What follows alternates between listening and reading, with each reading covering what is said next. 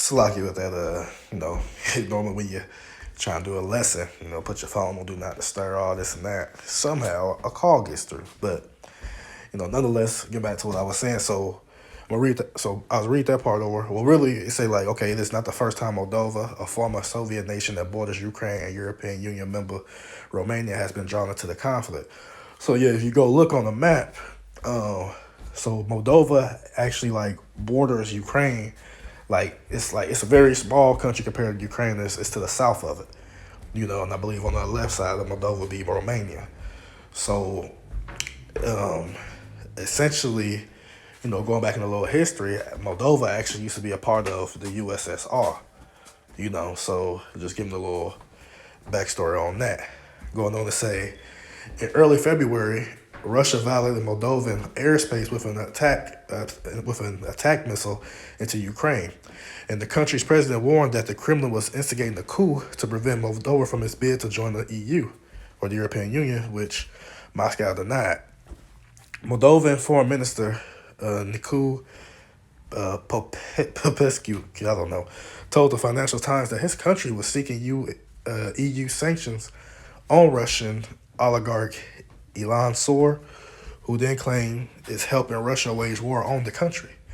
We don't see the risk of military scenarios in the immediate future at the Moldovan border, thanks to Ukrainian resistance and resilience. But hybrid subversion, attempted coup, the attack, yes, there are risks. Popescu said, this oligarch source continue to attack Moldova. We hope the EU will sanction the corrupt individuals waging together with and on behalf of Russia the hybrid war against the Moldovan government. So that's why I read this, because it's like like I said, another rumor of war that may happen, meaning where Russia may, as it's saying, really it's saying Ukrainian people dressed up as this or that, whatever the case may be, but pretty much they feel like it's all Russia doing the thing, whatever the case may be. Like I said, this is another like scripture say, rumor of war, so to speak. And another thing that I just looked into, which was like this 2 hours ago, came out from the Moscow Times. It says Moldova smashes pro-Moscow subversion ring. It says, which came out 2 hours ago today.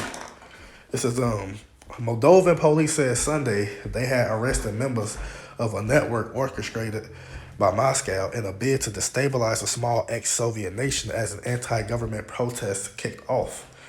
After searches of Saturday night, 25 men were questioned and 7 of them detained. Police Chief Viorel, I'm not going to try to say that, told media an agent managed to infiltrate the group led by a Moldovan Russian. He said, adding that the persecution had recorded 10 hours of video and audio. People came from Russia with a very with a very specific training role, the official added. The Moldovan authorities said they acted after receiving information on the organization by Russian special services of destabilizing actions on our territory via demonstrations.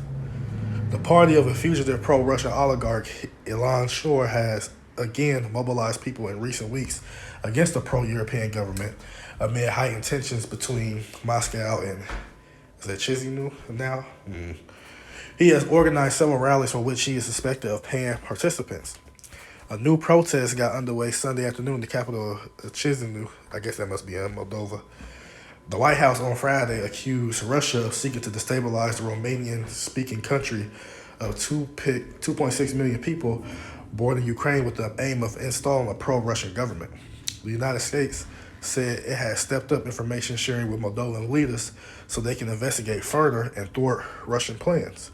Right? I had looked up, and I don't know if it's too heavy as far as like the other countries, but I think that Moldova did also have interest in joining like NATO, like you said with the EU, and then they probably want to join NATO because I looked it up. For where I seen it, they're not a NATO country. So it definitely would make sense for them to be a NATO country when they're not even the EU. But I think they, like you said, they're trying to get admittance into the EU. So it says, Moldova, formerly part of Russia's sphere of influence, is now governed by authorities who are firmly focused on European integration. However, Chisinau has to deal with the separatist region of Transnistria, when authorities called Thursday on the United Nations to investigate a plan to attack several top officials blamed on Kiev. Ukraine's SBU security service immediately denounced the allegations as a provocation orchestrated by the Kremlin. So, like right here, you say Moldova separatists say foil Ukraine-based terror attack. So it's a lot of madness as you can see going over there, in that Russia-Ukraine area, going down in some of like the Balkan regions, but with the Moldova and Romania or whatever. But it was just something that it said there may be a second country that may be attacked from that previous article. So like I said, it wasn't really really too much to necessarily go into as far as the scriptures. It's pretty much like an update on what may be rumor. Well, it is a rumor war, what will break out. And we'll get this in Luke, because a few words I want to pull out. Let's see, we're gonna start at so this is Luke chapter 21 verse 9. But ye shall hear of wars and commotions. Right? We understand in the other, Mark, I believe, Mark 13, Matthew 24, it say we should hear of wars and rumors of wars. Right? So we can correlate those into this here of wars, right? Because it says a second country may be attacked, as what the rumor is saying. So when you say you should hear of wars and commotions. Now this term commotions goes into askastasia, which also goes into what? That's in the Greek, which also goes into what? Instability, disorder, commotion, confusion, right? A tumult, a state of disorder, disturbance, right? When they're talking about what? Those protests and civil unrest. That's a state of disorder, instability, right? Because they kept talking about it's a coup being planned to overthrow this and overthrow that. So that's what I said, people for it, and like I said, it's just got, it's a lot of stuff going on in the region to where, like I said, trying to be destabilized. So it's a lot of stuff going on. So a part of those uproars, in those protests, that's like those commotions. See, these things was already, prophesied to happen, And like I said, not only is that going on right there, you also got these same things, which I may get into as well, but you also got actual EU countries having uproars against, EU and NATO countries having uproars against who? Babylon the Great.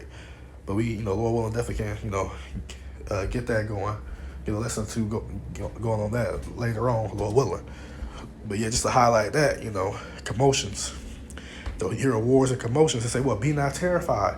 See, you're not supposed to be terrified because, you're supposed to already be occupied in the prophecies. You're supposed to know these things. Scripture also say, blessed is he that readeth, right? So you're not supposed to be terrified because why? The Lord is giving you the playbook. He's, through the Spirit, who is allotted for. He's telling you what's going to come to pass and what's going to happen. So why would you be afraid or terrified when you're already in the know, so to speak? Yeah, when the time period comes, when things all, fall down, so to speak, yeah, it may be a little nerve-wracking. And you may be a little scared initially, but as far as these things being read and being said, we talk about thermonuclear wars coming, Jacob's troubles coming, famines and pestilence as it's going to go into. Yeah, like you said, yeah, of course, maybe a little nerve-wracking, but at the end of the day, you got to put your trust and faith in Yahweh Shema Shai, because why would he tell you about it if he didn't have a plan to cover you in that time period if you be able to elect?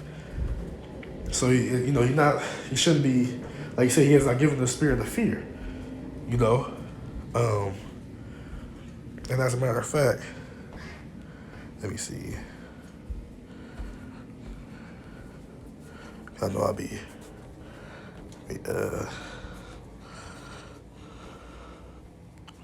8:13, but give me a second.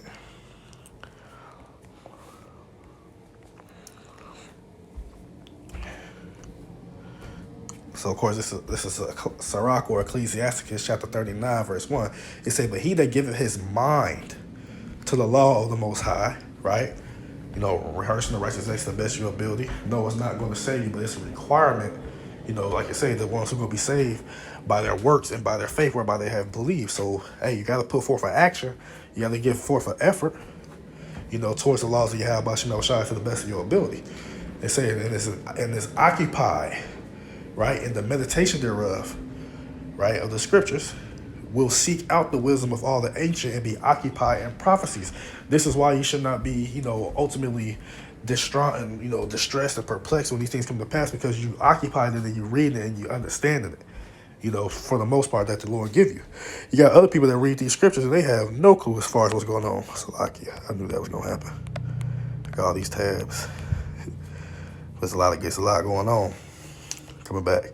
So being occupied in prophecies, that's why you ain't supposed to, be totally swayed, this or that way, or be afraid, because the game plan is being given to you from the spirit of Yahweh Shem Shai.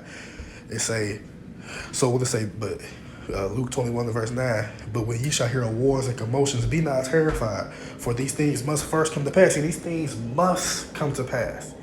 You think about deliverance and this and that, and ain't not wrong to have your mind on that. But you got to understand with your mind being on that, hey, there's other things that must come to pass before you get delivered. Trust and believe it gets worse and gets worse and gets worse before it ultimately get better, as the saying go. And it is going to get better when, when Yahweh Shem Shai institutes the rulership, taking the rulership from Esau, Edom, getting it back to us, the Israelites, so-called Negroes, Latinos, Native Americans, the citizens of the 12 tribes of Jacob, give it back to us. That's when the good comes. But it will also be a good thing to have a hedge protection when these things happen, to receive salvation. Those are good as well, right? But we have to go through the ugly before it gets, pretty, so to speak. But he gonna keep that his protection amongst his elect, right? And say what? But the end is not by and by, meaning what? More things are going to come.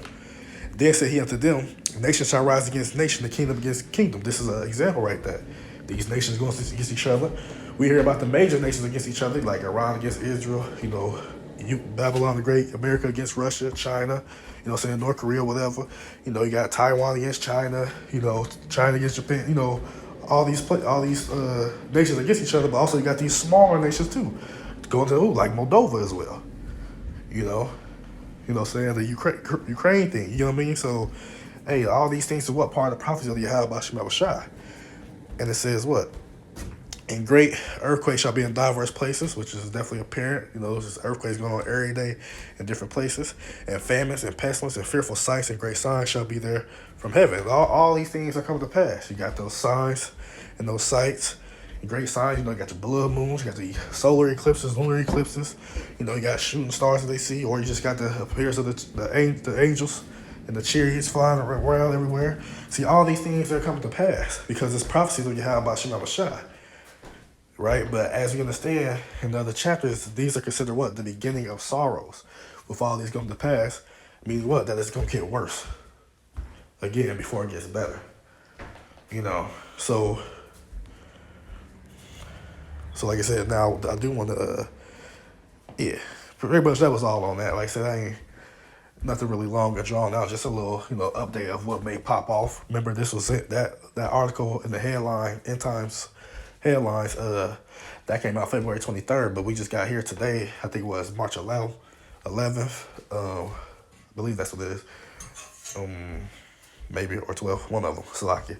But we got that today, 2 hours ago, that, hey, they just foiled a coup that was organized over there. So you got one source saying Ukrainians dressed up as Russians, then you got one source saying Russians doing it themselves, but that Transnistria area is supposed to be pro-Russian. And, that must be around the region or within the country as well. So, hey, at the end of the day, man, this is another, rumor of war, what can pop off. So it can be something to pay attention to. But we understand ultimately the main place to pay attention to as far as that great war is what? In the Middle East. But before that happens, what got to happen? The implementation of what? The MOTB. That Charagma, that CHED, But yeah, that's ultimately all I got on this, So, hey, Lord willing, this lesson was edifying. To the sincere Akim Wafim out there listening. I want to give all praises, honor, and glory to Yahweh, Bahashem, Yahweh Shai, Bahashem, Rakak Wadash, the bonus of our apostles and elders and great millstone who rule well. And peace and blessings to the hopeful elect. That's Prince's great gospel in sincerity and truth. Shalom, Yasha Allah, Abad, Babal.